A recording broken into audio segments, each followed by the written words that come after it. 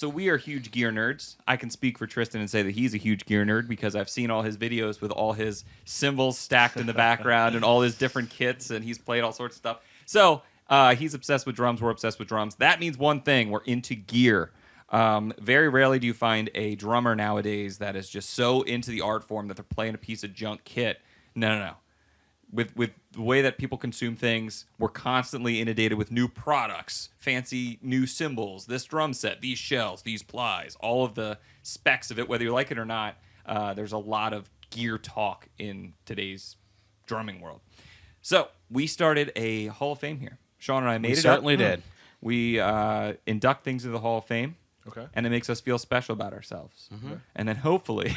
And hopefully you'll walk out of this room feeling special about the Hall of Fame induction and everything else. No one ever invites us to these, the Emmys or the Golden Globes. No, we need our own. We need a drum one. About drum gear. So, drum roll, please.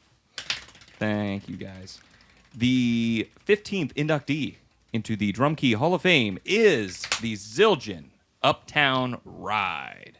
There she is. Here it is. Have you played the Uptown Ride before? I've not. You haven't? I've never played it. All right, Tristan's going to buy this cymbal before he leaves. That's today. right. No, but it is part of the Zildjian A series now. Now, hold on. I have to back up because I thought about this earlier when we decided, okay, this is going to be the one, and we have the history of this ride cymbal and everything else and all this kinds of stuff. However, I'm going to point us out on a technicality before one of our fans do. Technically, this is a part of the A series line, which we inducted the whole entire A series.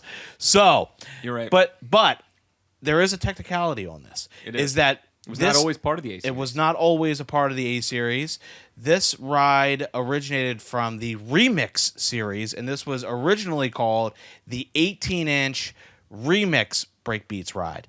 That was the original name of this cymbal, and over the years, it was phased out and then brought back a few times. Yeah, a few times, and here it is again in all its beauty, and you can kind of know what the vibe is of this ride cymbal because of the name 18-inch Uptown Ride. It's kind of like a small gig kind of ride cymbal, something that's going to be very controlled and something that's going to be suitable for different applications, riding, crashing, nice little bell on it, and it's going to be very practical.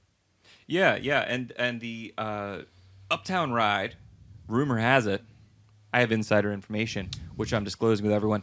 They tried to bring it back as the Breakbeats Ride. Since then, some of us in the drum industry may have noticed that the Ludwig Breakbeats kit was released and out in the world. So rumor has it that that's the reason for the name change to Uptown Ride, is that was taken in the drum industry, and that was not consent was not given to use that name. But this is basically the same cymbal. We've seen and heard tons of people take an old one from the 90s or 2000s, early 2000s, and compare it to a modern-day Uptown Ride. Very similar. Of course, every cymbal has its own voice, slightly different. But the big thing about this guy is, like you were saying, if you're grabbing one cymbal and going out the door, this is going to be grab a pair of hats, grab the Uptown Ride. This guy's super crashable, but then super defined up on the top. There's a couple things that really stand out to us. The small bell makes it dry as can be. The decay really rolls off. And I've noticed that. We were talking about that the other day, is you get a small bell on a cymbal, the decay really just kind of like stops pretty quickly. Sure does. In addition, they have these giant hammer marks, almost like dimple marks, a lot of people refer to them as. That dries the sucker out a lot. But the fact that it's unlathed, there's a lot of material still there, but it thins out towards the edge. It's unlathed top and bottom, which really keeps it nice and dry. So all those things kind of in combination, if you were to give me the recipe for this cymbal, I would probably be able to predict pretty closely what it's going to sound like based on those qualities. And I've heard a few of these over the years and all the different incarnations of it, and they all seem to have that the same characteristics that you just outlined and everything else. So whether you're getting one that's used, the old Remix Ride, or a new Uptown Ride, feel confident that it's going to be exactly as it's specified on like the Zildjian website, where it's like, it's it's kind of a controlled cymbal with dark overtones and whatever else. So feel confident that it's going to produce those sounds. Yeah, but the best thing is go into your local drum shop and test it out for yourself. Oh, big time! Go hear it. Yeah. If they don't have it in there, they'll get one in for you. Yep. They will. If they don't, you have to come to Drums Etc. because that's the kind of thing we do. That's right. And if we don't have it, we'll get it in for you. Exactly.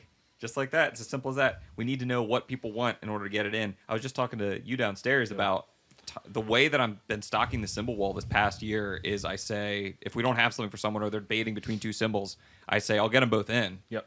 And then they play them both and pick the one they want, and then the other one goes out on the floor. And Right. that's how we end up with a lot really of cool, like an eclectic collection of things. And it's just a weird concept rather than like stocking. I like it. There's so many different drumsticks, drum heads, and cymbals. It's crazy. But cymbals, especially, the cost of entry is like here, right?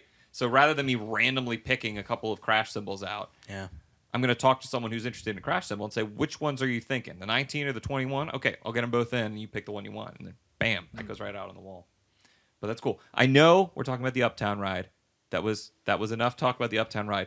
When you go out to a gig, you have to have some favorites, some go-tos in cymbal land. Obviously, it depends on the gig, but what are the ones you're reaching for the most? So overall, I'm going to go with my Zildjian A Quick Beats hats. Love those. Which size? I got 14s. You got 14s? Okay. 14 by 36 centimeter. And then I go, if I'm picking one crash, I was telling you about my Meinl 20-inch vintage crash. I love that. Super. Is that a Byzance? It's a Byzance. Nice. Yeah, super Nice. washy. It's got a Yep. beautiful tone. Mm-hmm. And then I've been liking I want to get a 22 eventually, but I have a 20-inch Meinl Byzance Sand Ride that I've been really liking. I probably Yeah. use that Oh, the yeah. most as well. So I'm picking one crash, one hi-hat, one ride. That's what I'm probably going to go with right there. And if you're picking a splash, you're choosing your one splash that you My have. one, it's like a freaking Zildjian A 10-inch. I think it's There you it's go, my one baby. splash. Classic. Yep. I think that's all I got in the studio, but That's awesome. That's awesome. Sean, But yeah. what are your go-tos? I don't think we've ever done this with our stuff. What are your go-tos? One pair of hats, one crash, one ride. Oh my gosh. Well, it may have changed just this past week because I yeah. picked up an old new set of hi-hats. A new used from set? from our selection downstairs. I picked up a set of 60s Zildjian, A's hi-hats. And I took them to rehearsal last night, and I'm digging them. I'm loving them. So, but ordinarily it would be I have a pair of HHX hi-hats, and I take a K custom ride with me. But because I'm playing the A hi-hats, I brought along my Zildjian vintage A ride with me, and now I'm Okay. digging that combo, man. I'm like, There's so something about that Yeah. for sure. Experimenting with some of the older stuff, 60s, 70s A's, I think it's such a good. After we had Josh here, I was like, man, I need to get a set of A's again, and I Right. ended up like building up a set. So now I have that when I want to go for that vintage vibe, especially recording. That's kind of nice to have that classic sound covered. And then of course I got the newer stuff. And so what crash do you play? Byzance 18-inch Byzance. Oh, you have like a medium. brilliant one. Yeah, it's a brilliant model. Yeah. Sean went to Meinl USA. I did. I picked this out from This Meinl. spoiled Yeah. person over here. I did. He went down there. take me with you next time. I know. I oughta. Dying to We'll go have down some there. fun, man. We'll have a lot of fun. But Yeah. I picked a whole set of Byzance out while I was down there. And this one I really, really liked out of the whole. I wish I could have afforded all of them, but I picked them out for the shop. And we ended up selling them, but they gave me like certificates of authenticity All that. because I picked like Yeah, out of their hand-picked, stamped and everything. hand-picked out, and Yeah, so if that's you fun. look at the bottom of my symbol, Yeah. it says hand-picked, and I have the certificate of authenticity that I picked that symbol out and kind of matched it up with the whole set. So it was a lot of fun to do, but that's the only one that I actually took with me. Yeah. But that's my go-to crash symbol that I have. I mean, I have a couple of crash symbols, but that's Yeah. my Yeah. go-to. Fair. Right now I'm playing 15-inch K Sweet hats. Have you played the K Nice. Sweet stuff? They're like I think I have. crispy, I man. haven't played them a ton, but I think I've played the 14s. I want to play the 15s. Yeah. I love big hi hats though. Yeah. I'll take I have two Zildjian A thin crashes, 16 inches. I put those together to make hi hats. Yep. I love those. They're just big and washy. I did a session with using those not that long ago, and they sounded amazing. Yeah, that's I was doing that not too long ago too. I played a couple of gigs playing two 16 A's together. Same thing. I sounds put it. so It's so much good. fun to play, but I kind of got off that kick a little bit. Rick had come out to see me play at Marion Court. He goes, "Hey," he's like, "I can't hear your cymbals." He's like, "Your Sometimes hi-hats." you can lack some Yeah, because they're Yeah. big. They're real big. He's like, I can't really hear the you're definition not of miking them. them and So stuff. during the second set, I went out to my car and grabbed my HHX hats and threw them on there. What are much- those? Are that's those much legacy better. hats? Yeah, legacy hats. Yeah, Dave Weckl like legacy hats. Yeah, the big hi hats are situational again. I feel like Yeah. like Yeah. depends on the music. Yes. Yeah, those. But if you get dedicated 15s, man, I'm telling you, these sweet hats. I want to to get some. I'll check. Great. I gotta check those out though. Yeah, big time. So I'll grab that, and I'll grab. I have a Sabian HHX Groove Ride, 21-inch Groove Ride. I think almost all my rides are 21s. I think I have my A is 20, but the rest are my vintage A. The rest are 21s, and then depending on the gig, of course, grab different crashes. Most of the time, I picked up a new complex HHX complex medium crash. Yeah, That's baby. 18. That's rad. They're new as of a couple years ago, probably now.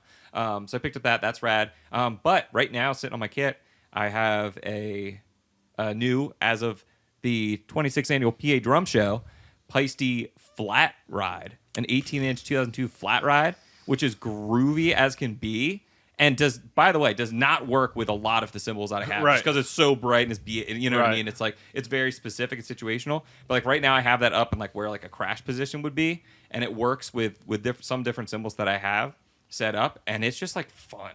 Like if you want to switch up your setup, throw a ride cymbal where your crash would normally be. Like grab another ride. Like play with two rides and hats and just sit down and have fun. And because it's like a way to clean off all of the old habits and the weird ruts you can get stuck in drumming by switching up your set that fundamentally. It's like playing without a rack tom. Right. And you sit down and all of a sudden like you have a different approach. You have a different approach just by swapping something out.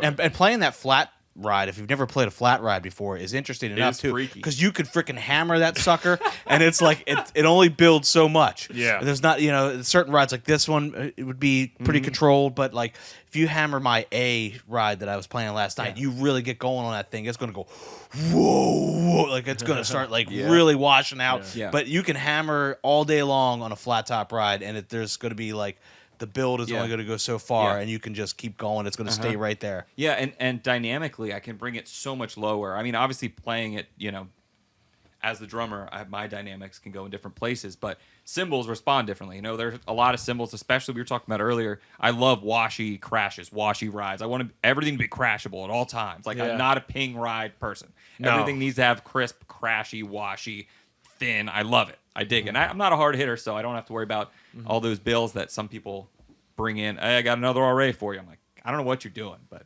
anyway, I'm not a hard hitter. But that I can really just down to almost nothing. Yeah. Down to almost nothing, to the point where I'm just like, okay, next time I play anything that isn't on a stage, I'm playing in the corner somewhere doing different things like that, I'm taking this. Like, guaranteed. That's going in the bag, and I'm going to take it out because we could talk over it. I could be sitting here jamming on it. You know what I mean? Yeah. I've always wanted to get one. I've played them, and I'm just like, I know if I want it really bad, but I know I would barely use it, like for gigs and stuff. I'm just like, that's the one thing holding me back. I just gotta bite the bullet. I just want to mess around with the studio. I'm telling you, like, those little so cool. gigs that you do with like the duo or trio without a monitor. That'd be great for trio gigs for sure. That'd be awesome. That'd be awesome. For sure. That was my gift to myself after the drum show. It's the only thing I bought at the drum show, and I didn't buy it at the drum show. In fact, we went to the Delaware drum show, and that's where Tim Shahady gave it to me because he was just going to bring it by, and then a snowstorm happened, a pipe burst in his house. For me to get this cymbal took months. Okay, it took months. But anyway, Took travesties and it was like I was like maybe it's natural bad luck. Maybe I natural don't want this. disasters and everything else, but finally there it is. All right, let's pop into our next segment. Quick question.